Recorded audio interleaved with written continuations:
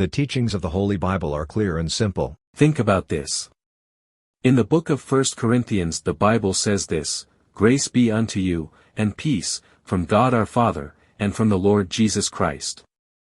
I thank my God always on your behalf, for the grace of God which is given you by Jesus Christ, that in everything ye are enriched by him, in all utterance, and in all knowledge, even as the testimony of Christ was confirmed in you, so that ye come behind in no gift, waiting for the coming of our Lord Jesus Christ, who shall also confirm you unto the end, that ye may be blameless in the day of our Lord Jesus Christ. God is faithful, by whom ye were called unto the fellowship of his Son Jesus Christ our Lord.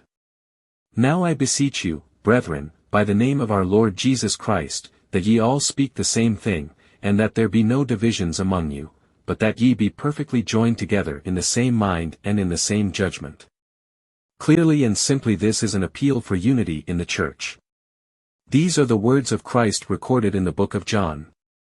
The Bible says this, "I am the true vine, and my Father is the husbandman. Every branch in me that beareth not fruit he taketh away, and every branch that beareth fruit, he purgeth it, that it may bring forth more fruit. Now ye are clean through the word which I have spoken unto you. Abide in me, and I in you. As the branch cannot bear fruit of itself, except it abide in the vine, no more can ye, except ye abide in me. I am the vine, ye are the branches, he that abideth in me, and I in him, the same bringeth forth much fruit, for without me ye can do nothing. If a man abide not in me, he is cast forth as a branch, and is withered, and men gather them, and cast them into the fire, and they are burned. If ye abide in me, and my words abide in you, ye shall ask what ye will, and it shall be done unto you. Herein is my Father glorified, that ye bear much fruit, so shall ye be my disciples. As the Father hath loved me, so have I loved you, continue ye in my love.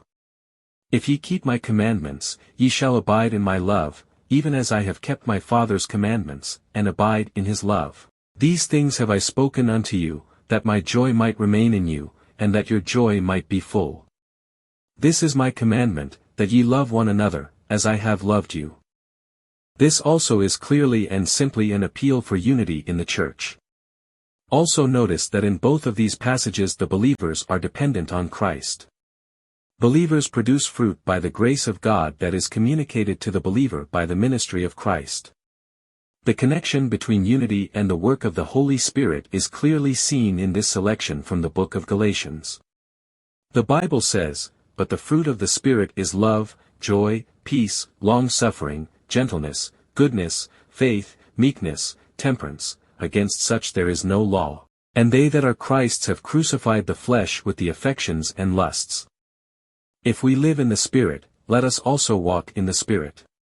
Put this all together and a clear and simple picture can be seen. There is a conduit or pathway by which unity comes to be.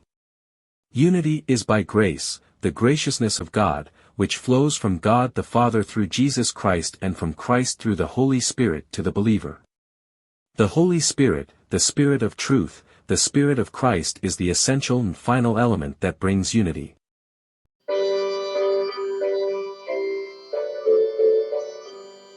The words of the Bible are clear and simple, but you may still have a question, or perhaps you would like to see and hear more on this Bible topic. Below are some resources you may find helpful.